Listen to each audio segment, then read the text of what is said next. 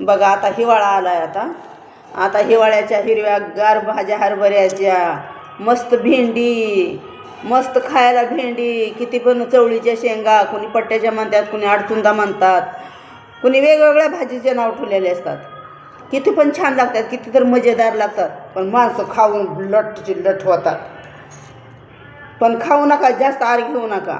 आता आर घेतला तर नंतर मग उन्हाळ्यात तुम्हाला त्रास होतो पुन्हा. मग तर मला एक म्हणायचं, तुमच्याकडे जर ग्रामीण भागमध्ये भाज्या असत्या ना तर आम्हाला करा. बाई ताई अक्का, विचार करा पक्का.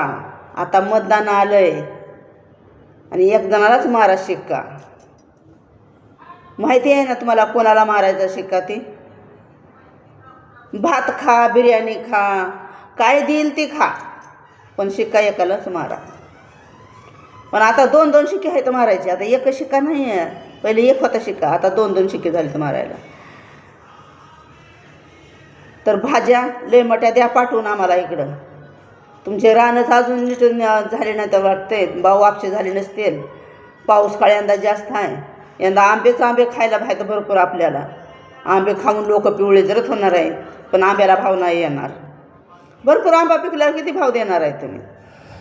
भरपूर आंबे खायचे, चटण्या खा आंब्याच्या, आंबे खा पिकलेले. आता बोरं येतात, ऊसाचा रस आहे खायला, किती पदार्थ खायला बघा आता. ऊस, गुळ आहे खायला, ऊस आहे खायला, भरपूर सगळं काय काय भाज्या आहेत, भेंडी आहे, सगळंच खायला आहे. आता मस्त मजेदार लागतं. उन्हाला पाठी द्यायची, दाबून हाणायचं उगं. द्या आम्हाला राहिल्या सगळ्या भाज्या वाळवून फिळवून सुकवून हिरव्यागार भाज्या द्या पाठवून आम्हाला.